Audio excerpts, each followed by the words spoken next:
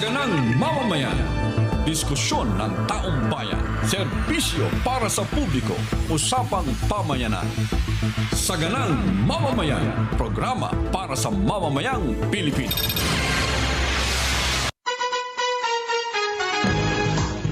Araw po ngayon ng Huwebes. Masayang Huwebes sa inyong lahat.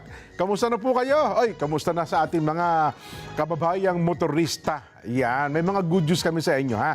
Tumutok po kayo at mayamin ng konti, ibabalita namin yung ating hinihintay. Ano ba ang posibleng mangyari sa Tuesday? Yan. Once a week na uli ngayon kasi dati bumalik ng di ba? Parang Tuesday, Thursday, ang taas or baba. Pero ngayon po, every Tuesday ulit. Yan. Yun ang ating mga kabayan sa ibayong dagat. Kamusta po kayo? Mga kapwa namin Pilipino. Ayan, okay pa po ba kayo dyan? Kung kayo po nasa gitnang silangan, sana ay safe po kayo. Wala na pong mga alalahanin. Ayan, nagkaroon po ng ceasefire. Maliban na lamang po sa may gawin ng Lebanon ata. Pero, sige ho. Anong tawag natin dito?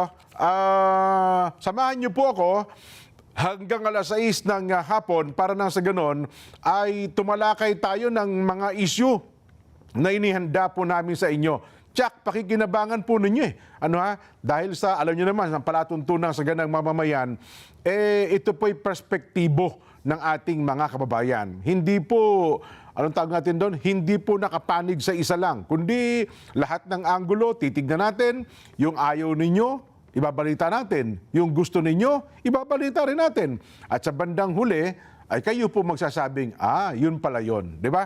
Hindi po pwedeng dominado namin. Baka sabihin nyo, hindi, kayo lang may sabi niyan Hindi, kayo lang may gusto niya. Hindi po, hindi po. Kaya nga dito, lagi natin sinasabi sa palatuntunang sa ganang mamamayan, tagapaglahad lang po kami.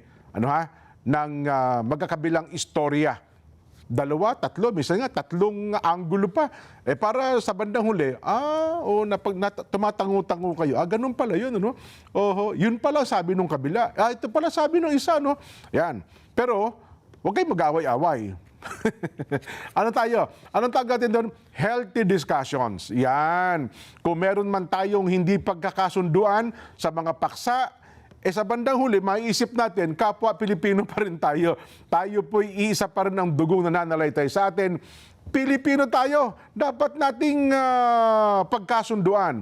Ano ba ang dapat nating gawin sa ikauunlad ng ating bayan? Di ba? Sa ikabubuti po ng ating bansa. Yun pa rin ang lundo ng lahat ng ito. Di ba? Kung meron man tayo mga pagkatalo-talo sa mga mainit na issue, mayroon hong mga usapin tungkol dito sa ganyan, baka nga iba dyan talaga namang nagpapalitan ng mga maanghang na pananalita. Di ba? Social media. Meron nga ako nakita ngayon, mga abogado, kanya-kanya, naghahamunan ng debate. Gusto mo, debate tayo. Di ba? Pero maginoo pa rin naman. Tama ho naman yan. Di ba? Sabi nung isa, gusto mo, di live tayo, magdebate. Yan ang anggulo mo, yan ang anggulo ko. Pero sa bandang huli, sabi ko nga, dapat maunawaan nyo, Pilipino pa rin tayo. Ba't ba natin ginawa yan? Sa kabatiran po ng higit na nakararami. Yan. Pero mayroong mainit na usapin ngayon, Nakita niyo ba yun direct? Mga kababayan? Nagkakahamunan ngayon, Oo. Sino ang naghahamon? Si Secretary John Vic Remulla. Samantalang hindi, ang hinamon pala ni Mayor Baste. Sino yung hinamon niya kahapon? Kahapon ba doon sa araw? Si John Vic Remulla. Hindi si John, iniwasan niya si John Vic Ang hinamon niya yata si Madriaga. Di ba? Si Basti kasi, sino ba yung nauna ng hamon kay General Torre? Si Basti rin ba? Si Pulong? Si Basti rin. Na kalaunan hindi naman natuloy. Di ba? Hindi naman ngayon po, meron na namang bagong hinamon Sino daw? Si Madriaga ang hinahamon ngayon. Ang problema, nakita mo naman yung katawan ni Basti, bato-bato, tapos puro di ba? Nakakatakot pag nakita, bagay, ayaw niya yata maghubad, no? Sino ba yung hinamon ni Trillanes dati na maghubad ka ng damit? Titignan natin yung dragon sa likod mo. Si Pulong naman yun, ayun, kasi puro sila mga tattoo na magkakapatid, ha? Ayun, si Pulong pala yon, yung hinamon ni Trillanes na gusto mo, tignan natin yung dragon sa likod mo. Makikita natin, i-decode natin yung, gano'n, ha? Pero noon pa yun, huwag natin, itong bago. Dahil nga si Madriaga ay humarap sa pagdinig ng Kamara noong isang araw, ang daming binubulgar. Mamaya tatalakayin natin, yung mga nababanggit dun, mayroong isa pang inis na inis, si dating Ombudsman Martires. Mamaya po, nasa paksa natin na pag-uusapan. Naalala ko lang bigla, yung hamon ni Baste. Gusto mo niya, suntukan na lang tayo eh. Di ba? Meron ba tayong video nun? Ayun ang... Hanapin nyo. Ang problema, baka tanggapin nyo. Baka tanggapin ng hamon. Kasi hindi mo rin mamaliitin yung Madriaga. Di ba? Bakit? Leader ito ng kidnap or ransom gang eh. Di siyempre, trending yan. Di ba? Meron din kaalaman yan. At saka nakita mo yung mukha, pagkakumulot ang noo, di ba? Parang hindi rin basta-basta eh. Bagamat medyo maputla. Siguro dahil sa nakakulong eh. Di ba? Ayun, hinahamon. Pero si John Vic naman, narinig ko yung interview kay Secretary John Vic eh. Puro naman anya hamon yan eh. Hindi naman totoo niyang lumalaban niya mga yan eh. Kasi daw, doon ata sa affidavit ni Madriaga, binanggit yung magkapatid na Pulong. Sino ba sinabihan niya? Meron daw isa doon, medyo ng konti eh. Ganun daw At kung ano-ano sinasabing negatibo doon sa magkakapatid. Yan ang sinasabi natin. Ito naman sabi ng Secretary John Vic, hindi totoo nang hahamon yan.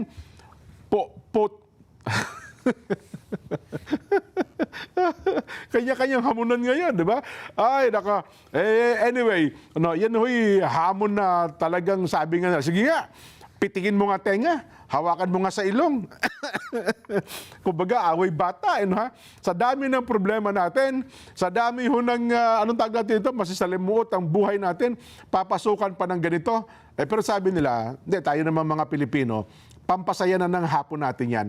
Pampasaya na ng araw natin yan kapag kami ganyan. Natawa pa ako sa sinabi ni John Vic kanina, sabi niya, yan kasi, pagka hindi pinasinakala mo matapang. Pero pagka challenge mo yan, yan ba yan? Yan. Ayun, hindi kasi, palaki mo ang konti direct, hindi ko mabasa, ang lilit eh. Yun na nga, naghahamunan yung dalawa. Hindi kasi, nasa iba ata yan, hindi natin pwedeng ipakita sa telebisyon kasi ibang ata yan, ibang outlet. Pero ganoon po, makikita nyo naman yung hamunan ng mga magkakalaban ng politika ngayon sa sobrang init. Tapos mainit pa ang panahon. Di ba? Tayo, ang hamon natin sa ating mga kababayan, sige nga, paramihan tayo ng ani ng bigas. Paramihan nga tayo ng ani ng saging. Di ba? Sana ganun ang labanan natin para produktibo. Hindi po yung hamunan na kung ano-ano. Samaan ng loob ayun ang hamon ngayon. Doon sa ating mga taga-subaybay. Ang hamon sa sambayanang Pilipino ngayon, paramihin nyo ang ani ng mga magasaka. Paramihin ninyo ang huling isda ng mga mangingisda. Yan. Paramihin ninyo ang itlog ng inyong mga manok. Di ba? Totoo ba? Isa pa ito, speaking of manok, sobrang baba daw ng manok ngayon, Ang per kilo ay 120. Nako. Kasi kahapon na malengke ang misis ko, sabi ko, bumili ka ng isda. Ganun-ganun, para nang sa ganun, makakain tayo ng paksiw na galunggong at saka yung dilis na maliliit. Ako, namimiss ko na yung, ang tawag yung dilis na raw. Ilalagyan mo lang ng suka, kamatis, sibuyas. Whew! Sarap eh, di ba? Pero nung umuwi, kako, ano ba ito pinagbibili mo? Ba't puro manok? Aba, nabigla po sila dahil sa ang manok daw po ngayon, 120 ang kilo. Check nyo po ngayon. Ano ha? Ang farm gate price po, sabi nung mga magmamanok ngayon, less than 100. Parang 75 o ano man. Kaya sa market ngayon, 120 po. Yan Pati yung ating reporter kayo ng umaga na nagpunta po dyan sa Bataan. Yung ating umikot ng palengke, ay nakita nga nila medyo mura. Masarap ngayon ng yung para walang gaanong mantika, lechong manok, grilled. 'Di ba? Ang okay din yung petso. Kasi kapag medyo nagkakaedad ka ng konti, tatanggalin niyo po yung balat, iwas daw kayo sa hita, sa pakpak. The best daw po ngayon ay petso ng manok. Yan. Yan po ang mga good news. Hanggang kailan kaya? Kasi marami daw po ang production ngayon eh. Marami daw po ang, bukod pa doon sa imported marami pong imported, pero marami din daw po ang manok ngayon sa merkado. Wow! Chicken feet! Ayun nakikita nyo ba yan? Yan ang talaga namang bigla akong nagutom eh. Na-miss ko yung chicken feet na malambot, di ba?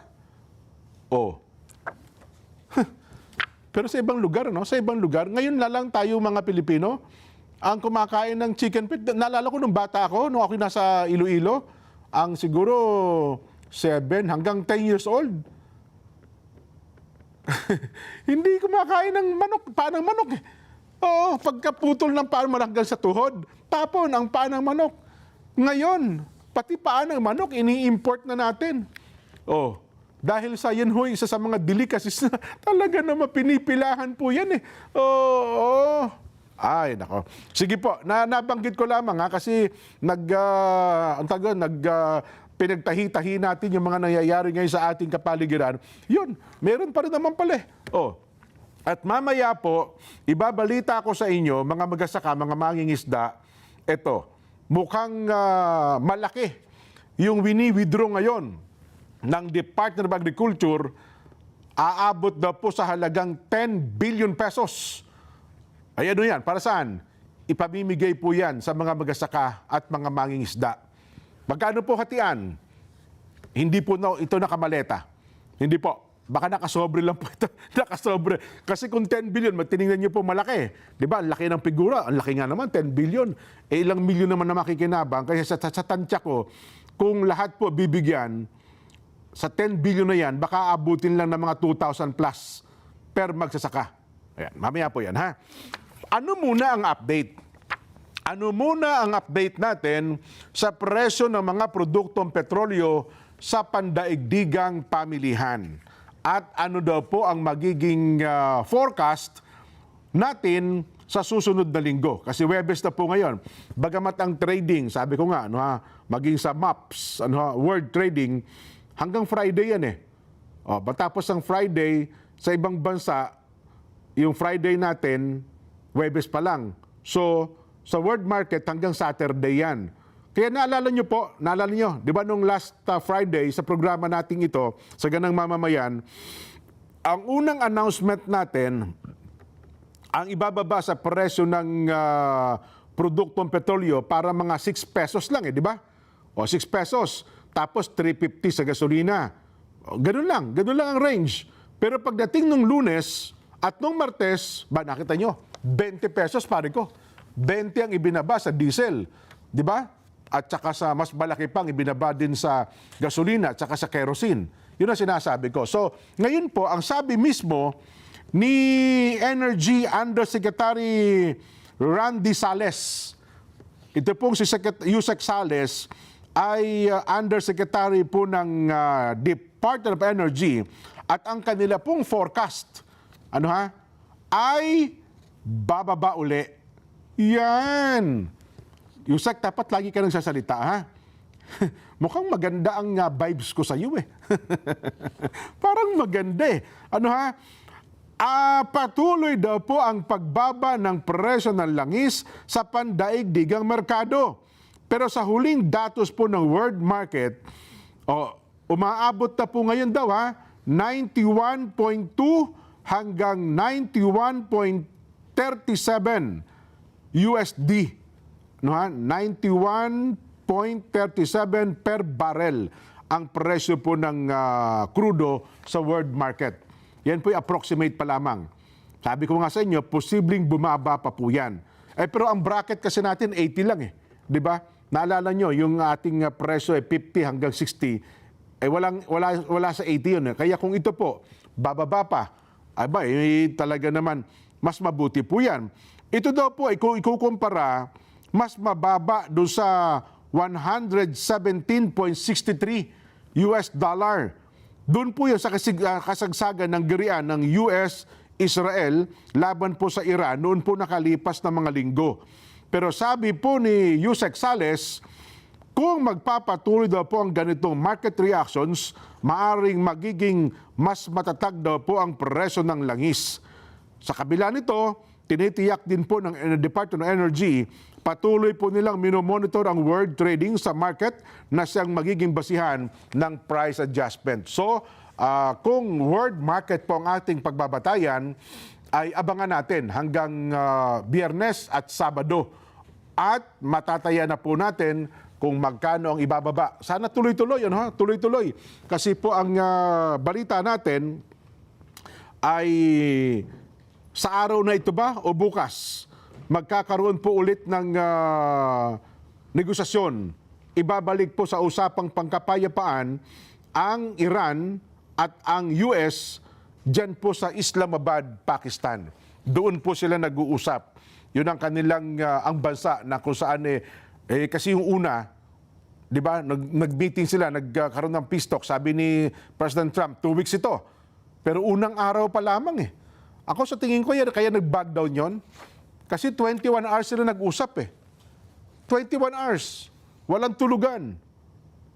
Di ba?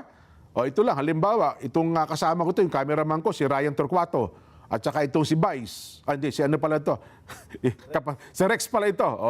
Halimbawa, nung simula, maganda usapan namin, di ba?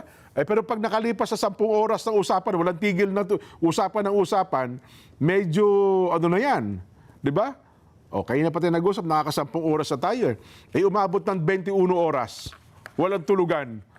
Di ba? Sa tingin mo, may pagkakasunduan yon? Parehas ng puyat-puyat eh. mukhang ganun po nangyari. Kasi 21 hours, sabi ni President Trump, back down. Hindi po nagresulta na maganda. At pagkatapos inutusan na niya ang US Navy na magkaroon po ng total blockade diyan po sa Strait of Hormuz. Pero ngayon, ang balita, babalik sila sa Islamabad para doon po ay mag-usap at sana meron na pong mabuo na maganda na mapagkakasunduan kung ang pag-uusapan po ay ang gulo o tensyon dyan po sa Gulpo. Tayo naman, wala naman tayong pakialam doon sa away nila eh. Pero sana lang, padaanin niyo po ang mga oil tanker dyan sa Strait of Hormuz. Ano ha? Kaya lang naman tayo nadamay dyan, di ba? Kaya tayo nadamay. Well, una, meron tayong mga OFW sa gitnang silangan. Pero higit tayong naapektuhan dahil po sa hindi makalagpas ang mga oil tanker natin dyan po sa bahagi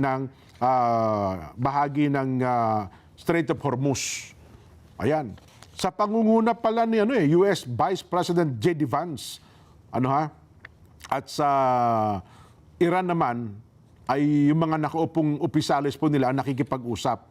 Pero alam niyo ba, bukod, kasi may nabalitaan ako noong isang araw, bukod pala dyan sa itong usapang pangkapayapaan, meron pa pong backdoor negotiations eh. At doon daw po sa backdoor negotiations, mukhang mas maganda mukhang mas maganda daw po ang pinatutunguhan nung kanilang mga pag-uusap. Well, tayo po, ang atin nga dyan, anuman, ang mapag-uusapan ninyo, sana sa positibo. At habang kayo po ay nag-uusap, padaanin nyo na ang mga oil tanker dyan po sa Strait of Hormuz. Pero sabi naman po ni Secretary Sharon Garin, posible pa rin daw pong bumaba nga ang presyo. Ano ha? At ngayon daw po, tinitiyak na meron tayong sapat na oil reserves. Sa buong bansa natin, kapag ka napuno daw po ang mga oil refinery, yung mga kung saan nilalagay itong mga produktong petrolyo ay aabot talaga ng halos maximum 60 days. Ano ha? Inaasahan din daw po darating na ang mga lingguhang delivery at ngayon daw po bahagya namang bumaba ang presyo. Supply na po pala ng LPG. Ano? Ito hong LPG ang malaking bagay din sapagkat sa parte naman ng ating mga may-ari po ng maliliit na tindahan at maliliit na mga negosyante, yan ang kanilang ginagamit. Yan. Sige, tuloy pa natin. Meron pa tayong 5 minutes. Dito naman sa ating bansa, mga kababayan, meron pa rin pong mga mambabatas natin ang gumagawa ng mga kaparaanan para nang sa ganun ay habang meron pong krisis sa produktong petrolyo, ay magkaroon na po ng long-term solutions. Ano ha? Kasi ang ginagawa po nila ngayon sa pamamagitan ng mga batas, sabi ko nga, ang isang batas bago natin maipasa, inaabot po ng taon. Baka wala nang problema dyan sa Gulpo, wala nang problema sa Iran, tsaka US, tapos na yung kanilang problema doon, baka hindi pa na ipapasa itong mga batas na ito. Di ba? Yun po ang inaabangan natin. Pero kung meron tayong batas, di long-term solution sana. Pero hindi rin pala, no? Kasi kung re-reviewin natin ang mga batas, may kinalaman dito sa umiiral na batas natin sa produktong petrolyo, marami dito mga batas 20 taon, 15 taon, na kung re-reviewin mo, hindi na ipatupad. Ngayon lang po nire-review kasi meron tayong problema sa produktong petrolyo. Reviewin niyo yung mga batas na umiiral sa atin. Di ba? Oil Deregulation Law. Ito lamang po sa yung IPIRA law natin. Di ba? Mantakin yung IPIRA. 20 taon na mahigit, 25 years na hindi natin napakinabangan na ipasa natin yan eh. Well, yun po ang mabigat. Kasi sa dami ng mga batas na iniakda para maihanda tayo sa ganito mga problema, nare-review lamang natin kapag umiiral na po at meron na tayong krisis na kinakaharap. Sa parte naman po ng Senado, ito mukhang sinunahin natin. Yung anak o yung nanay? Anak muna. Ayan, yung anak. Ito. Unahin natin. Kasi po, si Congressman Lian Libiste, ay ginigiit niya ang kanya kasing panukala no isang araw, di ba ang bat natin 12%. Ang hiling lang niya, gawin yung 10%, alisin natin yung 2%, mababawasan ng konti lang naman eh. Hindi naman totally alisin ng bat eh. From 12%, gagawin nating 10%. Binabanggit po ni Congressman Lian Libiste ang kanyang agresibong pag-usulong sa Kongreso na paggalawin po ang lehislasyon para sa pagbabawas ng VAT, gawin pong 10% mula po sa 12%. Ayon po dito kay Congressman Lian, sa pinakahuling pagdinig ng House Legislative Energy Action Development o LEAD Council, kahapon po, Abril 15, hinahamon na po niya. Matapang din itong batang Libiste, pero nakita nyo, mukhang maamo, pero pag nagsalita, may dedikasyon. Hinamon na po niya ang liderato ng Kamara, huwag po kayong magpabihag sa position paper na nilagdaan po ni Executive Secretary Ralph Recto. Nako, kapwa niya Batanggenyo. Dapat anyang katigan ng liderato ng Kamara ang mayorya ng Kongreso na sumusuporta po sa pagpapababa o pagbawas po ng value-added tax o VAT. Ayon po kay Libiste, kinokontra po ni Recto ang pagbabawas ng VAT noon pong panahon nito sa Department of Finance bilang kalihim. Kaya nga naparatangan si Congressman, Executive Secretary pa lang, Ralph Recto. Di ba ito tinatawag na Batman? Isa ko kasi ang proponent ng value-added tax nung ginagawa pa labang po ito. Kaya ang tawag sa kanya Vatman. Ito nga ang naging dahilan kung nakaraan, di ba, tumakbo siya, parang ikinatalo pa ni Ralph Recto ito, no? Nung si Senador, may pagkakataon na ganyan. Ayon po kay Congressman Lian Libiste, hindi kailangang sundin ng Kongreso ang boses ng nag-iisang miyembro ng gabinete. Sige nga, pakinggan natin, Congressman Lian Libiste. Kong Lian? Sinabi po ni Congressman Dagook na narinig din niya na si Secretary Recto ang humaharang sa pagbaba ng VAT. Wala naman nagtanggi sa inyo na si Secretary Recto ay tutol sa pagbaba ng VAT. Pero nais kong bigyang diin na tayong lahat ay mga halal na opisyal dito sa Kongreso. Tayo po ay nasa demokrasya at may separation of powers. At hindi po dapat porket may mga miyembro ng kabinete na humaharang sa pagboto sa isang bill na kailangan ng Kongreso sundan ang boses ng isang miyembro ng kabinete over ang boses ng sambayanang Pilipino. O yun. Pero ang statement ata ni Senador Recto, ES Recto, sabi niya, hindi kami nakikialam sa trabaho ng Kongreso. Ano ba sabi niya? Naglabas lang sila ng statement ng pahayag, so nasa sa Kongreso daw po yun kung sasang-ayon doon sa posisyon. Pero siyempre, kayo po nasa Malacanang, indirectly, meron talagang epekto yan. Di ba? Well, ako, sana. Marami naman po matatalino at magagaling dyan sa Kamara de Representante. Baka may punto. Itong si Congressman Lian Libiste. Sa Senado naman, ang nanay ni Kong Lian, ito naman. Halos sabi ko nga sa inyo, tandem po ito, magnanay. Sa parte naman ng Senado, sabi ni Senadora Loren Legarda, sa Malacanang, pwede ba magbigay po kayo ng malinaw na posisyon kung susuportahan ninyo ang panukalang batas na nagsususpindi o magpapababa po sa VAT sa produktong petrolyo? Pwede ba? Yung talagang definite na inyong posisyon, yung malinaw. Kasi po, sinasabi ni Senadora Loren na naghain siya ng panukala, Senate Bill number 2043. Kaya't wala nang dahilan ng pamahalaan para sabihin kulang po ang batas. Yun bang lagi sinasabi? Kulang ang batas. Ito na po ang batas. Sabi naman ni Senadora Loren. Giniit po ni Senadora Loren na hindi dapat ipasa ng ehekutibo sa Kongreso ang responsibilidad lalo't dati nang may mga panukala sa VAT. Pero mas pinili pa rin daw po ang pagtutok sa excise tax. Di ba? Ang iniutos ng Pangulo, pagbawas ng excise tax sa kerosene at saka sa LPG. Mas mabilis anyang mababawasan ng presyo kung bababaan ng buwis kaysa sa umasa sa mabagal na proseso ng ayuda. At binibigyang diin po ni Senadora Loren na ang pagpapatuloy ng VAT sa kabila daw po ng mataas na presyo ng langis ay nagpapalaki ng kita ng gobyerno. Pero nahihirapan naman anya ang publiko. May sapat anyang pondo ang pamahalaan para tugunan ang krisis nang hindi dinaragdagan ang pasanin po ng mamamayan. At sa kabuuan, sa kabuuanan niya, ang issue ay hindi po kakulangan ng pondo. Mukhang hindi, kasi may pondo naman talaga eh. Hindi po kakulangan ng pondo, kundi desisyon po ng pamahalaan kung babawasan ang gastusin ng publiko o ipagpapatuloy daw po ang pagbubuwis sa gitna ng krisis. Yun naman ang nakikita ni Senadora Loren Legarda.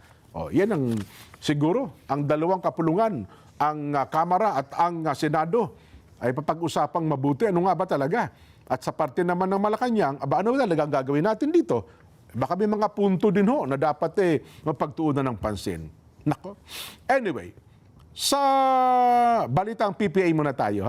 Patuloy po na mapapakinabangan ng mga port user ang piso.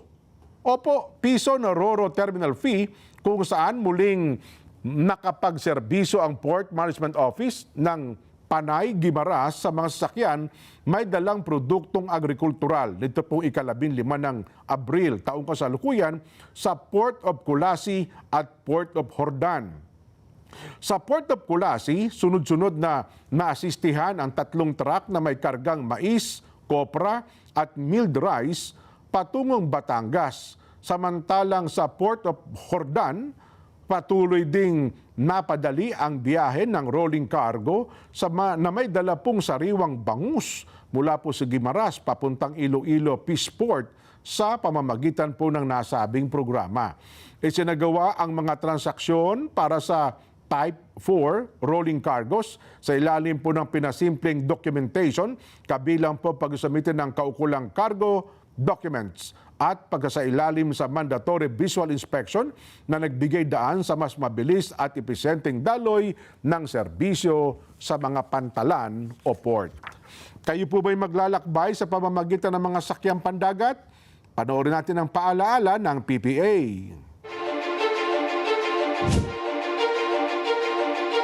The Philippine Ports Authority, or PPA, is the nation's premier maritime agency, steering the course of progress through the archipelago's vital ports and harbors. PPA is among the strongest economic performers in Southeast Asia, according to Drewry Maritime Research. This translates into bigger figures for the economy, creating a ripple effect in all sectors.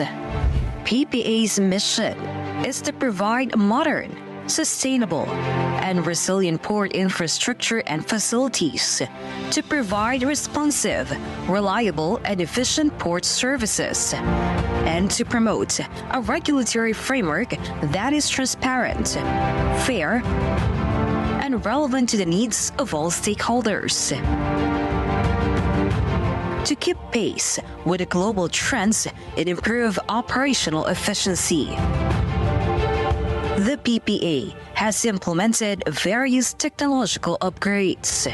Mas maganda lang pong bumiyahe ngayon sa ating mga pantalan dahil nakita naman po natin mas madali na, mas convenient para sa lahat. Lahat po ito ay bahagi ng ating pagsasaayos ng ating mga pantalan para na rin po sa matagal ng hinahangad o nire-request ng mga pasahero natin na gawing mas maganda at mas kaaya-aya po yung mga pantalan natin, lalong-lalo na po yung mga terminal para po sa lahat. Legasiya po nating lahat ito na tayo ay makakaalala so many years from now na tayo po ay naging bahagi ng pagpapaunlad po dito sa pantalan. The Philippine Ports Authority stands resolute. Its mandate, vision, mission, and transformative projects, setting the course for a maritime future that resonates on a global scale. Philippine Ports Authority, linking the Philippine Islands to the world.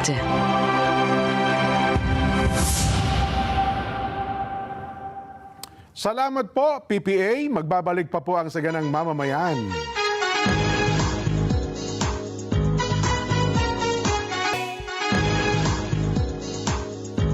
Mga kapatid, mga kabarangay, mga kasambay, mga ka-SGM, panaloklak na. Heto na po ang panalo tip para masulit ang budget natin sa bahay. Doon na tayo sa Always Panalo. Yan po, pure gold yan, pare ko. Mababa ang presyo, very convenient sa dami ng stores, nationwide at laging kumpleto. Mayroon pong Pure Gold mobile app para po naman sa mga ayaw lumabas ng bahay.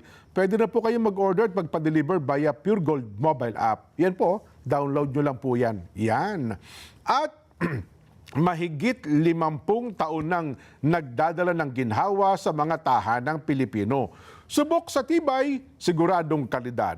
Kung maayos na pahinga ang usapan, iisa lang po ang pangalan ng mapagkakatiwalaan, Salem Bed, ang hari ng tibay. You know? Ayan. Mamaya po, anytime, baka matawagan natin ang tagapagsalita ng PNP NCRPO. Ano ba ang mga adjustment na gagawin? Diyan na. Ayan, tama-tama. Kasi di ba bago mag-implementation ng Safer Cities ay nakapanayam natin si Major. Ayan, Hazel Azilo. Ngayon po, babalikan natin kasi sabi ni Secretary John Vic Remulla, merong mga konting adjustment na gagawin. Major Hazel Azilo, napapanood po kayo sa Net25, napapakinggan po sa Radyo Agila. Live din po muli sa aming mga social media account. Ako po si Jen. Major, magandang hapon po. Major, yuhu. Balikan natin, naputol. 'Di ba? Ano daw po ba ang mga adjustment? Kasi ano ba yan? Noong isang araw, kahapon pala, pinuntahan na po ni Secretary John Vic Remulla, yun hong taga Mandaluyong na naghahalo ng semento na hinuli, pinagmulta. Ang multa pala doon, 500 piso, ha? Oh, mantakin niyo yan. Kasi nga naman, kasi sabi niyo po, safer city, alisin, hulihin yung mga lalaking hubad-baro. Pero, sabi nga natin, minsan, yun hong nakasulat na batas, yan po yung nakasulat eh. Di ba? Walang puso yan kasi nakasulat eh. Pero sana yung nag-i-implement ng ordinansa o ng mga utos, sana, di ba? Dapat po may puso at isip, may sentido común, may common sense. Ayan o, ba parang hindi pa rin hindi nagkakalayo ito. Anong pangalan niya? Ito yung lalaki na huling naghahalo ng semento na nakahubad damit eh. Oh. Pero ang talaga daw, yung lalaki tahimik lang eh. Hindi halos kumikibo eh. Pero yung miss daw talaga, ang talagang, hindi eh. Pero maayos naman daw po. Mukhang maganda naman ang nangyari. Ayun. Ibinalik na pala si Kapitan ba yan? Oo. Ibinalik na po yung 500 pesos. Ayun. Yan po Secretary John Vic at saka yung kapitan mismo nung barangay. Yun bang 500 pesos kapag nagbulta, mapupunta ba sa barangay? Kung sino nagbigay ng ticket o sa munisipyo? Kasi ang nagbalik yung ang kapitan ng barangay. Oho. Ayan po. At saka tataka ako, kung yan di ba ang huhulihin mo lang naman ay yung mga nakahubad ng damit. O ang iba dyan ay nasa 10 oras na po ng gabi. Bakit yung mga nag-i-implement, mga naka-long firearms, At tapos mga nakasalakbat pang maraming magazine sa katawan. Yun lang itong humuli sa lalaking ito. Yung kasamang pulis, mga naka-kevlar pa eh. Di ba? Naka-helmet. Tapos SWAT pa ata yung kasama eh. Kailangan ba talaga yun? Kailangan ba talaga nakaganon? Di ba? Ano kayang mga adjustment ang gagawin nila para ito po ay maitama? Oh, andiyan na si Major? Nawala ata si Major Hazel Azilo. Para maunawaan natin, ano-ano po ba mga adjustment ang gagawin nila? Sabi po ng Secretary John Vic Remulla, maglalabas na sila ng maayos na guidelines. Kasi ang magiging example nila dyan, Metro Manila eh. O, nakita mo, Mrs., hindi naman po kayo nahuli, si Mr. po. Si Mrs. ang nagpapaliwanag, Talagang sa tingin ko oo, siya ang dapat na hingan ng sorry ni Secretary John Vic Remulla. Oh. Nako, sayang. Sana ibabalikan natin si Major Azilo. Para kasi po ang PNP-NCR ang magi-implement ito eh. Ano bang partisipasyon ng barangay? Halimbawa, barangay. Kasi ang barangay nandun lang naman. Ano magiging partisipasyon ng barangay, local police, at saka yung regional police sa implementation ito. At saka, andyan na, Major Hazel Aziro, tagapagsalita po ng PNP-NCRPO. Ma'am, magandang hapon po. Yes po, magandang hapon po. Hi Major, kamusta na po kayo? Mabuti naman po. Opo, sabi ko nga kanina, nung bago natin i-implement itong Safer City program, ay nakapanayam po namin kayo. Pero sabi ni Secretary John Vic Remulla, meron po mga adjustments. Meron na ho ba? Ano na po ba ang mga magiging adjustment, Major, sa implementasyon natin ng programang ito? Ang naging adjustment lamang naman po, ang ibinigay po lang yan is magkaroon po kami, kumbaga yung sinasabi nating compassion at common sense sa pag-i-implement po nitong ating mga local ordinances, especially po na, yun nga po, nagkaroon po tayo ng hindi tamang pag-implement kumbaga po doon sa isang nangyari doon sa city na nag-viral po kung kaya po nagkaroon po ng sinasabing adjustment ng ating pag-implement ng local ordinances. Kasi bang kung meron pong local ordinance na ginagamit tayo, malamang doon sa ordinansa, kung re-reviewin natin, baka nakadetalye na rin po doon yung implementation eh. Hindi po kaya? Tama po. Actually po nung nag-viral po itong video, itong insidenteng ito is kumuha po kami ng copy nung ordinansang yon mula po dun sa kumbaga yung city ordinance po na yon at binasa po namin kung ano po yung nilalaman nun at kung paano po nila i-implement. Medyo matagal na rin po yung ordinansang yon kung kaya po siguro hindi na rin nila gaanong na-review ng ating mga nag-implement na mga taga-barangay at medyo naging literal po yung kanilang pagkakaintindi doon sa local ordinance. Kumbaga hindi po nila nabigyan ng gaanong hindi po nagkaroon ng common sense kumbaga kung paano po nila in-implement yung ordinansang yun na kung saan po ang nakalagay po kasi doon is yung naglo-loiter or roaming around the street, kung pakalat-kalat, kumbaga po, na nakahubad baro or walang pantaas. So, yung pong ating na-issuehan na bigyan ng po ng citation ticket is hindi naman po siya pagala-gala. Kumbaga po siya ay meron po siyang trabahong ginagampanan ng oras na yun. Siya po ay maghahalo ng semento at buhangin at hindi naman po siguro tama na maghahalo ka ng semento kumpleto ka ng damit. Kumbaga po usual na po sa mga laborer natin na wala pong mga damit pantaas. Ayun, tama. Pero siyempre, kung halimbawa, yun po kasi nasa loob ng iskinita, sa loob na ng kanilang bakuran, nakita naman natin. Pero kung halimbawa, nasa parke siya, naghahalo ng semento, hubad-baro, hindi rin tama, di ba, Major? Kagaya nga po ng sabi is gamitin po yung ng ating ng ating mga kasamahan, ng ating kapulisan, ng ating barangay ang common sense. Kumbaga po kung pero ma'am, alam niyo naman yung common sense minsan hindi po common eh. Tama po, hindi po lahat ay nabibiyayaan ng common sense. Kung kaya po, yung ating, since hindi lang naman po ang nag-i-implement nito ay isang tao or barangay lamang or kapulisan. So kung halimbawa man po na isang grupo yan, joint activity or joint operation po yan, is dapat po alam po nila pare-pareho. Kumbaga, meron po silang tamang knowledge or yun nga po, may common sense ang bawat isa na nandun na para i-implement po nila ng tama yung kanilang mga batas na gustong i-implement. Ayun, no. Pero tama kayo ma'am, kasi ang ordinansa, lalo sa mga munisipyo, city, bago ma-implement yan, nagdidebate din ng mga konsihal ng bayan, etc. etc. Kaya check doon, kaya ako naniniwala, meron pong detalyeng implementation doon yung guidelines, etc. etc. Siguro, ang bawat city na mag-i-implement ito, bago mag-implement, reviewin muna siguro, ma'am, yung implementing rules and regulation nung ordinansa ng bawat munisipyo at bayan kung saan sila naroon, Major.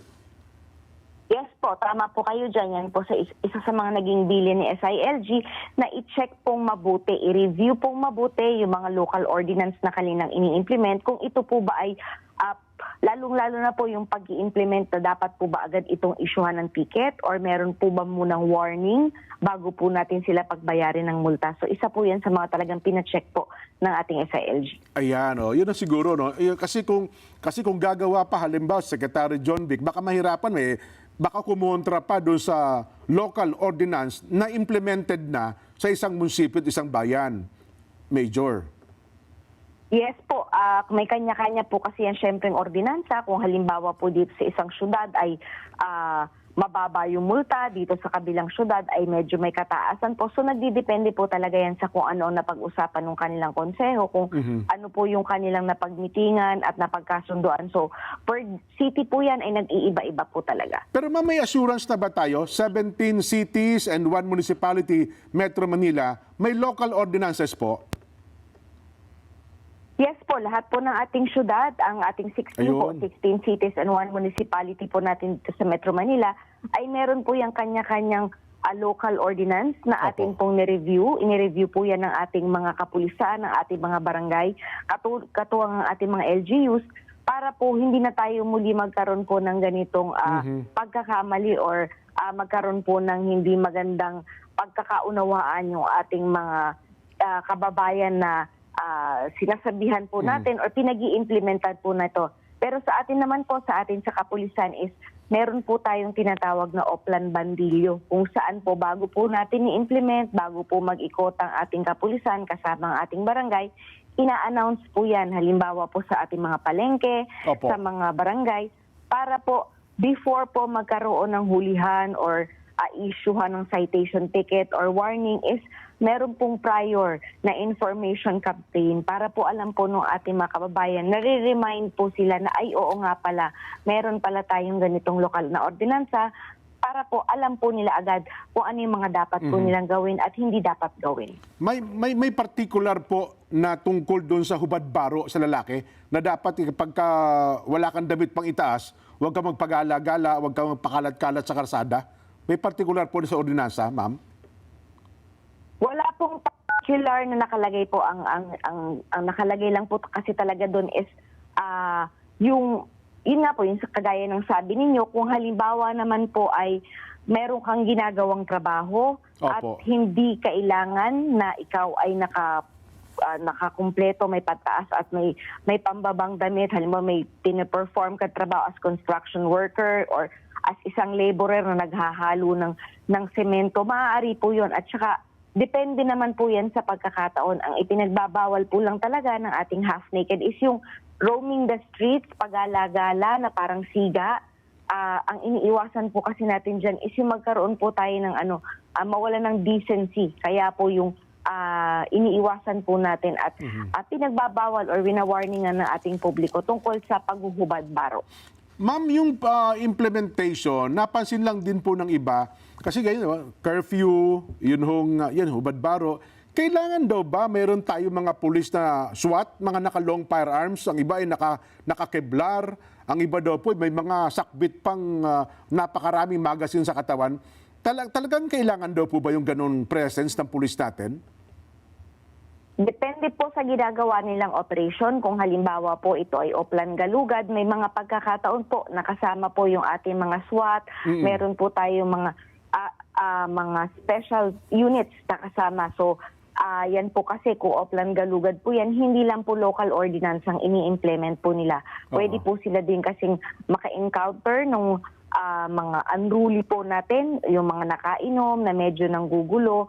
So, kasama po yan, hindi naman po natin masasabing pinagbabawal po yan. Kagaya na lang po nung itong nangyari sa Marikina na sila po ay nagresponde sa isang tawag ng gugulo sa isang ating kababayan. Hindi po sila naka-Kevlar, wala po silang special na mga kasuotan or naka-vest or naka-sniper sila. Pero dahil po sa tawag ng tungkulin, nagpunta po sila at yun po, medyo nagkaroon po ng hindi nga magandang pangyayari kung saan nasaktan po yung ating dalawang kapulisan. So, binibigyan lang din naman po natin ng proteksyon, hindi lang po yung ating mga kapulisan, kundi yung mga kasama pong barangay kasi hindi po natin hawak kung ano nang maaaring mangyari po, lalo pa sa mga operasyon po na hindi rin natin masasabi na safe po talaga ang ating mga gagawing operations. Pero particular, halimbawa yung sa Mandaluyong, nahuli yung pinunta ni Secretary John Vic, kasi napansin nila, di ba, nahuli yung lalaking walang damit. Tapos sa paligid niya, may mga pulis na naka-long firearms, ma'am eh. Ayun po ba? Oplan Galugad po ba yon? Sila po ay nag-serve po kasi as security, kasama po yun. Ang ating po mga pulis ay hindi lang naman po equipped ng ating short firearms. Opo. Ang ilan po sa ating mga pulis, ang issue po sa kanila ay mahaba. So, kung halimbawa man po na mahaba po yung issue sa kanila, so yun po talaga yung kanilang dadalhin. Ayun. Pero anyway, ma'am, baka pwede nyo rin reviewin yung punto na yun. Ano? Kasi kung halimbawa, broad daylight naman, tanghali, mag-inspection lang naman, pupunta doon sa mga ganyang lugar, baka hindi na una sa mga pulis natin, napakainit ng panahon, baka hindi naman kailangang naka-bulletproof vest pa, no? Tapos naka-long firearms. Well, nasa sa inyo po yan. Hindi naman namin kabisado yung bagay na yan. Last point na lang po, Major. Kapag ka nagmulta yung isang tao, saan po napupunta? Sa barangay po ba yung ticket, ano? Sa barangay po ba yun o sa City Hall o munisipyo? Ang mga fines po ay napupunta po sa local government. Yung pong ating mga citation tickets ay pinabayaran po sa Treasurer's Office. Ayun, kasi dun sa yung nagsauli ng 500 para si Kapitan, no? Binalik na lang ata ni Kapitan yung 500 na yung minulta nung lalaki doon sa Mandaluyong. Ang nagbalik po, hindi po ba si SILG ang nagbalik po? 500 Pero ata. hindi ko po Ay, sigurado. ang Opo, ibinigay yung ata ni 500 po SILG na yung pampagawa Yes po. ng tiles. Inirefund po niya yung ano sa kanya kasi nagbayad po siya ng fine na 500. So, Opo. ang nagbigay po, bukod pa po yun doon sa binigay po na tulong doon sa pamilya po ng ating nabigyan ng citation. Bagay. Anyway, pero pinakita kasi nung kasama niya, yung Kapitan, parang ipinakita pa niya yung 500 pesos. Anyway, ma'am, again, siguro, bago lang tayo matapos, ano po ang ibinilin na sa PNP, sa part po ng ating PNP NCRP, o para huwag na pong maulit itong nangyari sa Mandaluyong, Major?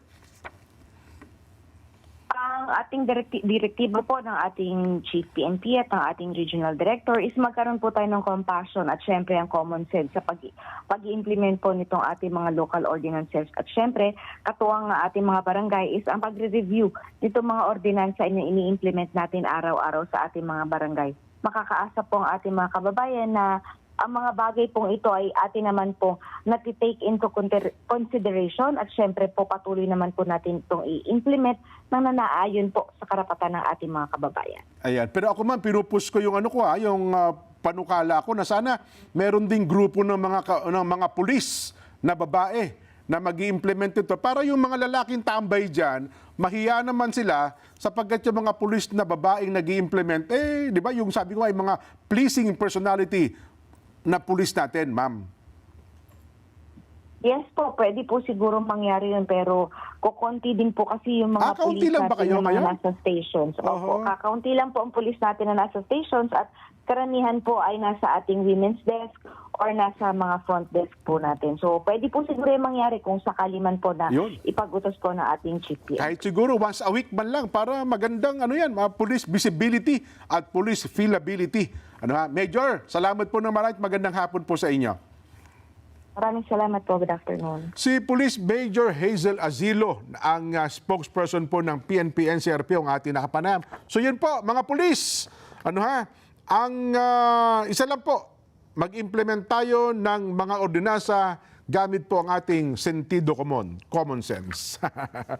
Oy, teka lang, pakibati po ang ka-LB Flores at ka-Abner Flores ng Carcar City, Cebu. Aba, happy 42nd anniversary po mula sa pamilya ng pinakapogi nilang anak. Yun talaga naman ang Amiel at Sarah, mga apong sina Sam, Gab at Jello. Ayun, Ka-Abner, kung yung nagkakamali siya ang tagapangasiwa dyan sa Carcar City, Cebu. Happy 42nd anniversary po sa inyo. Iyan. Magbabalik pa po ang Saganang Mamamayan.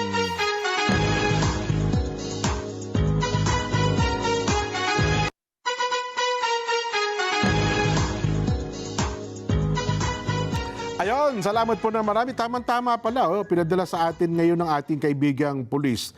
Nagkaroon pala ng konting reshuffle sa PNP. Dahil po pala nangyari doon sa PNPA, yung pagkakatanggal ni General Andre Dizon. Teka lang, kabago-bago lang ni General Andre Dizon sa PNPA, di ba? O galing ito ng kung di ako nagkakamali, galing ng WPD, Manila Police. Tapos, di ba, naging one-star general. Napunta ng Bicol. Matagal-tagal sa Bicol Oho. Ang ganda na ng karir. Kasi napunta ng PNPA, pumutok naman yung parang 2 buwan pa lang ata si General Dizon, PNPA Director, Major General Andre Dizon, doon pa sumabit. Sapagkat meron hong mga kaso ng hazing sa PNP. Ito, ipinadala sa ating order. Yun palang si General Rodrigo Maranan na direktor ng PNP Region 7 sa Cebu, ang nalipat ngayon bilang direktor ng PNPA. Ayun, si Police Brigadier General Arnold Evangelista Abad, dati po itong nasa NCRPO, ay marireassign po sa siya ang papalit kay General Red Maranan sa Region 7. Si Police Brigadier General Melvin Napiloy mula po sa PRO Calabar Zone ay malilipat po naman sa Police Regional Office 12. Police Brigadier General Arnold Casingal Santiago galing po sa Region 12 mapupunta naman sa NCRPO. Under kay General Aberin, ano ha? Police Colonel Glenn Lumogan galing po sa NCRPO mapupunta naman sa PNP Calabar Zone.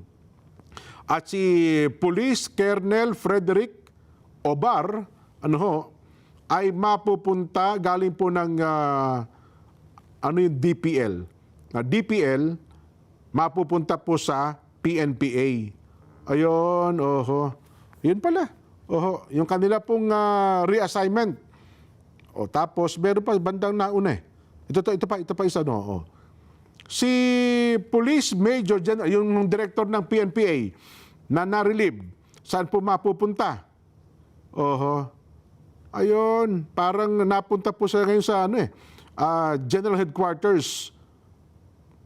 Ayun, na-relieve po sila dyan sa PNPA. Ayun, Police Major General Andre Dizon. Sabi ko nga, maganda ng career nito si General Dizon eh. Ang tagal niya sa Bicol, nakailang taon sa Bicol, hindi nagkaroon ng problema. Nung napunta ng PNPA, halos 2 buwan lang. Sumabog itong usapin ng command responsibility, Yun ang problema. Si Police Brigadier General Gonzalo Villamor, na-relieve din po yan, galing sa PNPA. At kasama Police Colonel Roman Bernardo de la Cruz, Police Colonel Julio Gorospe, Police Major Mark Panganiban, etc. etc. Yan po yung mga na-relieve dahil po doon sa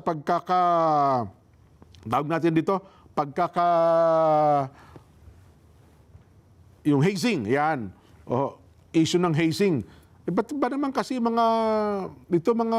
sana yung maalis na yung hazing dyan, magsakripisyo na po yung mga, ang tawag ito, kasi mula doon sa pagiging first year, second year, sabi nila, hindi, kami man nasaktan din na-hazing din kami. Siguro yung mga upperclassmen ngayon, ariin nyo na lamang na na part na ng inyong training. Kasi kung hindi po titigil ang isang class, halimbawa yung class ngayon, hindi kayo titigil ng implementation, hindi pa implementation, kundi yung pananakit ng mga junior officer ninyo, hindi mawawala yan, hindi titigil yan. Kasi ang katwiran nila, hindi, kami pinahirapan din kami. Di ba? Wala namang aamin na ganyan eh. Pero nung nangyayari, ito po, yan, tuloy-tuloy pa rin. Kaya nga, ang sabi natin dito, sana yung upperclassmen ngayon, kahit na nasaktan kayo, nahirapan kayo, matindi man ang pahirap na ginawa sa inyo, magkasundo-sundo na kayo. Hindi tayo ngayon, titigil tayo. Wala tayong pananakit kayo, walang hazing. Masakit kasi una, bawal talagang hazing. Ano naman ang tawag nyo dyan, pero para mas madaling intindihin, wag na tayo. Ariin na lamang nating part ng training natin yun para yung susunod sa atin, mahinto na, matigil na. Kaya nila yan, magsakripiso? Di ba? Sa PNPA PNPA, dyan po sa bahagi ng PMA, pati yung sa nag-aaral ng seaman, anong tawag doon? PMMA, yan, Philippine Merchant Marine Academy. Yan, meron din po mga kaso ng dyan, hazing. Wag nyo magpakatotoo lang tayo. Di ba? Ayan, Sabi tuloy ng ating kaibigan, si General James Brillantes, sabi niya, Sir, Jen, warmest congratulations po kay Police Brigadier General Arnold Abad on his well-deserved appointment as Regional Director ng PRO 7, di ba? Central Visayas. At sa ating, kabarangay pa natin ito, si Police Brigadier General Attorney Arnold Santiago as District Director ng Manila Police District. Aba, oho. At ganoon din po, siyempre si General Rodrigo Maranan, kabarangay din natin yan. Siya ngayon ang magiging superintendent ng PNPA. Aba, so si General Santiago pala, Attorney Arnold Santiago, ang bagong district director po pala ng Maynila. Congratulations, sir, ha? Oho. Congratulatory greetings coming from General Charles Calima at Batang San Miguel, General James Brillantes at retired Police Brigadier General Romeo Ber. Sir James, marami pong salamat at congratulations dyan sa mga kaibigan natin na ngayon ay mapupwesto. Sana ay magtuloy-tuloy ang magandang karir nila sa Philippine National Police. Pero yun nga, no, ang challenge. Well, aminin man o hindi ng pamunuan ng PNP, may nangyayari ba talagang hazing? Siyempre po, wala na po yan, matagal na po wala yan. Sana, meron pong magsakripisyo. Sabi natin, mga upperclassmen, kung kami man ay nahirapan, o kaya mga junior, yung mga nasa lower ranks ngayon, ano, yung mga first year, second year, napahirapan kayo ng upperclassmen nyo. Yung mga susunod sa amin, hindi na namin pahirapan. Ganun sana. Yun sana. Sino kaya ang maggagawa niya, no? Magsasakripisyo para po mahinto na yung mga ganyang bagay. Kinukundi na natin yan eh. Abay, mantakin nyo. Di ba, 20 mahigit na naman yung mga ganun po ang nangyari. Ay, teka lang. Teka lang po pala. Ano na ba, mukhang nagagalit si Ombudsman Martires, si Uncle Sam. Anong sabi ba ni Uncle Sam? Sabi ni Uncle Sam, mga kababayan, kasi po mukhang nabanggit siya eh. Nabanggit ang kanyang pangalan doon sa naging statement ni Ramil Madriaga. Naniniwala daw po si dating Ombudsman Samuel Martires na direktang, sabi niya, naniniwala si dating Ombudsman Samuel Martires na direktang magbibigay sa kanya si Pangulong Rodrigo Duterte ng pera imbis na padaanin pa sa isa niyang non-identity tulad ni Ramil Madriaga. Ayun. Kumbaga kay Ombudsman Martires, mas madali raw paniwalaan na ang magbibigay ng direktang pera sa kanya ay si Pangulong Digong at hindi nagagamit ng tulay. Yan ang punto ni Ombudsman Martires. Pinunto po ni Martires na kung ang perception anya sa kanya ay malapit siya kay dating Pangulong Duterte, ay totoo naman yun. Totoo po yun. Bakit ipapadaan para po ni Duterte ang pagbibigay ng pera sa ibang tao? At pinasilungalingan din daw po ni Martires ang pahayag ni Madriaga na naghatid sa kanya ng pera ang nagpakilalang bagman ng Vice Presidente Sara Duterte. Binabanggit daw po ni Madriaga sa House Justice Committee na naghatid siya ng 125 million pesos mula sa confidential fund sa iba't ibang lokasyon noong December 20, 2022. Kabilang na raw po ang Office of the Ombudsman. Kaya kanina pang umaga narinig ko talagang ibinubulalas ni Ombudsman Martires ang kanyang saloobin sa mga panayam, no? Ay, nako. Binabanggit rin po ni Martires na hindi siya personal na kilala ni Vice Presidente Sara. Kaya bakit naman anya ito magpapadala sa kanya ng pera sa pamamagitan daw po ng isang tulad ni Madriaga? Yon ang kanilang binabanggit. Isa pa. Ito naman, sabi pa, no? Sabi naman daw po ng isang political group na nakabase naman daw po sa Cebu, ang impeachment proceedings laban daw po sa Vice Presidente. Ayun, binabatikos po nila.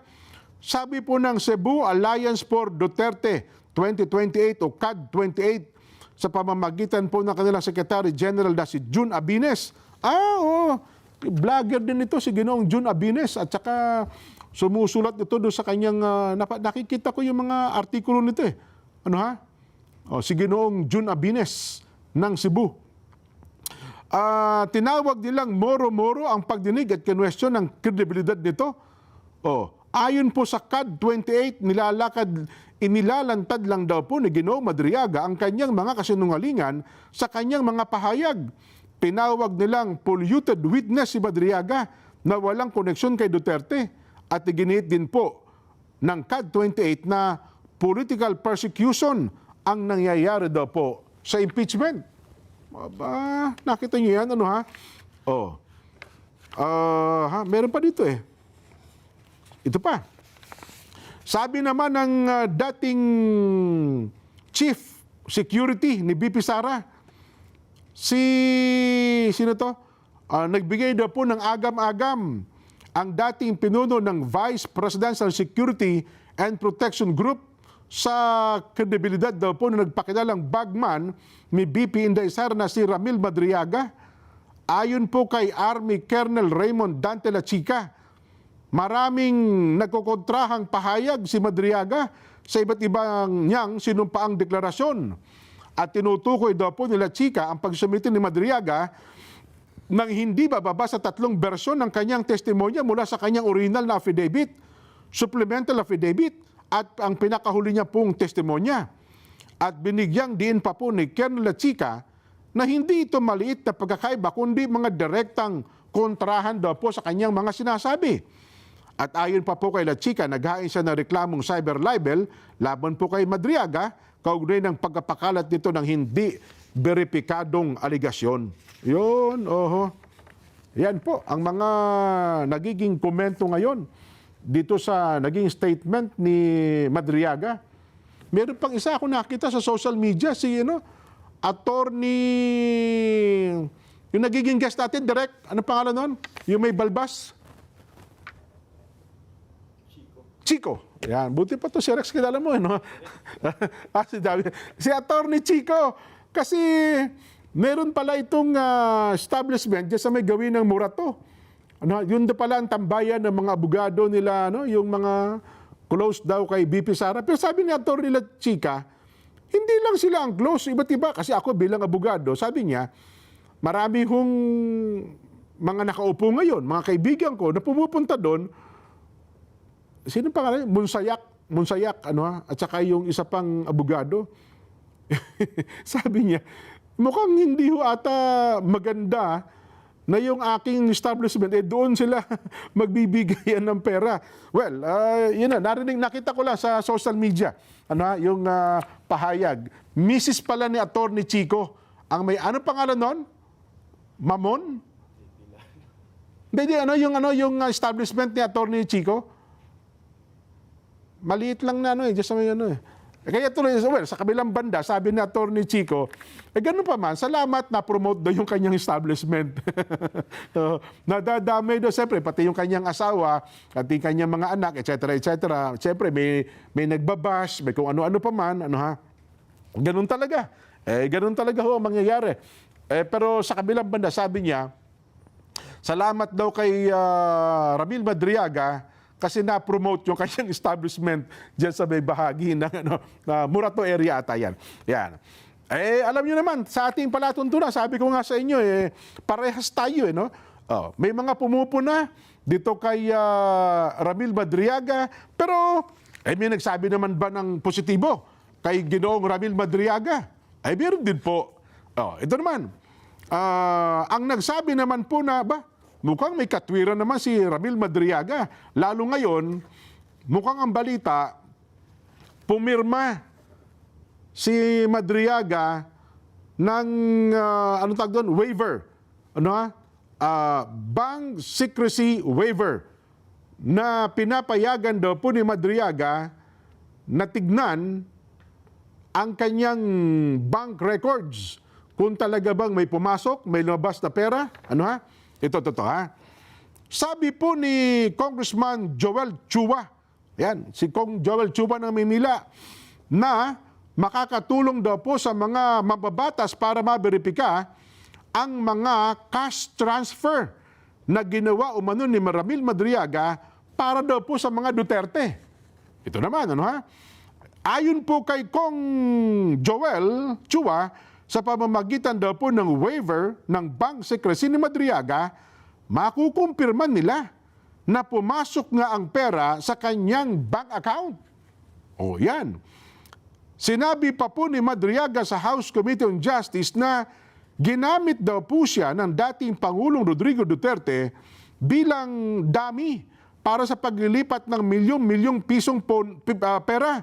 O, ayon daw po kay Madriaga, nagbukas ang mga malalapit na tao kay Duterte ng mga account na nakapangalan po sa kanya. Tinutukoy niya ang 6 na account sa kanyang affidavit. Pero posible anyang may iba pang account na hindi niya alam.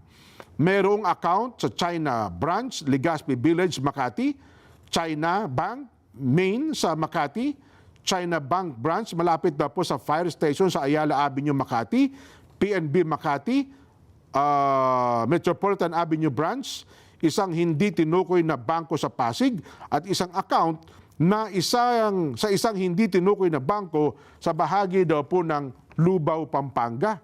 Sabi po ni Kong Joel Chua, ito'y bank secrecy waiver, marami anyang posible daw po na marami anyang mahuhukay na ebidensya. O kaya naman na magpapatibay daw sa mga naging pahayag nitong si Ginoong Madriaga. Tignan natin, Tignan natin kung totoo nga ba ito. At ang alam ko po, saan na ba yun? Meron pa raw mga nakatakdang, saan na ba yun? Nakatakdang magsalita Gusto pang magtanong dito kay Ginoong Ramil Madriaga sa mga miyembro ng Kamara de Representante. Kailan daw ba? April 22 pala. April 22 ang susunod po na schedule ng hearing. At doon daw po iba pang mababatas ay pwede pang tanungin ito pong si Ginoong Madriaga. Pero ayon sa kanila, ayon dito kay Congressman Joel Chua, malaking bagay. Kung masusuri nga talaga. Teka lang, ang tanong dun di ba, masusuri nga talaga yung bank transactions nitong si Ginoong Ramil Madriaga. Abangan ang susunod na pangyayari at mga kabanata. Mukhang mahaba-haba pa po ang pupuntahan nito. Kasi ngayon, sabi magkabilang panig po ito. Sabi nga dito sa ating palatuntunan alam nyo naman, nilalatag lang natin ng facts. Kailangan factual lang tayo Sabi nung iba, hindi mapangahawakan ang mga sinasabi ni Ramil Madriaga. Sabi naman ng mga mambabatas na nag-ibita sa kanya doon, pasabog ang mga binabanggit daw po nitong si Ginoong Ramil Madriaga. Kaya ako naman, sabi ko, abangan ang susunod na kabanata. Abangan natin ano nga ba ang mangyayari sa bagay na ito. Payahin lang natin. Huwag kayong mag-away-away, ha? Sabi natin, tayo? Healthy discussions. Bayaan natin sila mag-away-away. Pero tayo mga simpleng mamamayan, asikasuhin natin ang sarili nating ikabubuhay. Sarili nating bulsa ang dapat nating asikasuhin. Ito na po, yung binabanggit ko kanina, yung para sa mga magsasaka natin. Nasaan na ba yun? Kasi po, Kasi po, humingi na ang Department of Agriculture ng 10 billion pesos. 10 billion pesos. Saan yan? Baka hanapin sa akin to pagka hindi natin binanggit. Ito. Para saan po yung 10 billion pesos na yan, mga kababayan? Ito daw pong 10 billion pesos ay Presidential Assistance for Farmers and Fisher Folks Program, PAFFP, para mabigyan daw po ng tulong pinansyal ang mahigit sa 4 na milyon na mga maliliit na producer sa bansa na apektado po ng pabago-bagong presyo ng langis. At sa announcement po, cash assistance, nasa 4.17 milyong benepisyaryo. Ganun pala kadami ang benepisyaryo.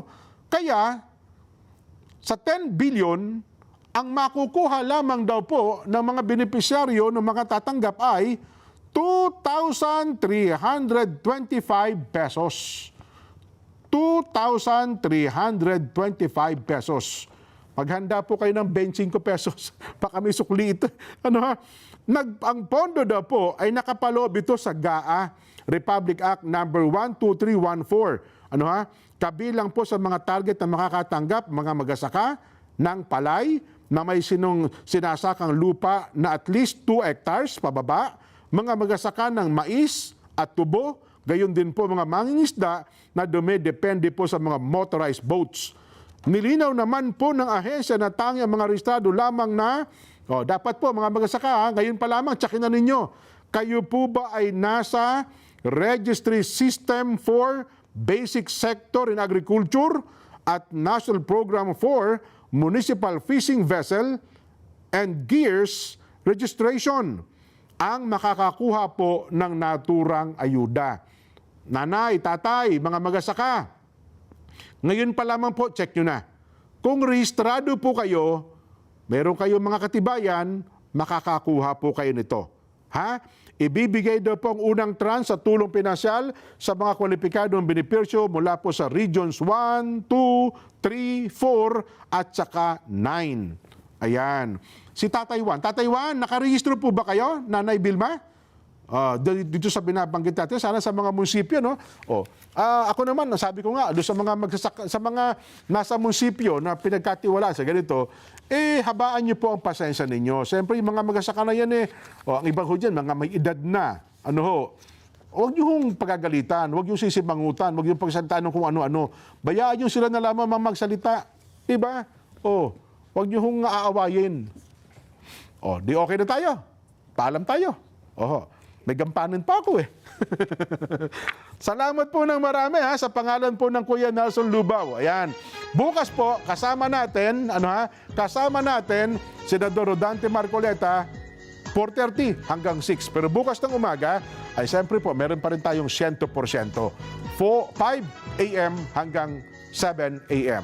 Ito na po ang ating palatuntunang Saganang Mamamayan. Bye!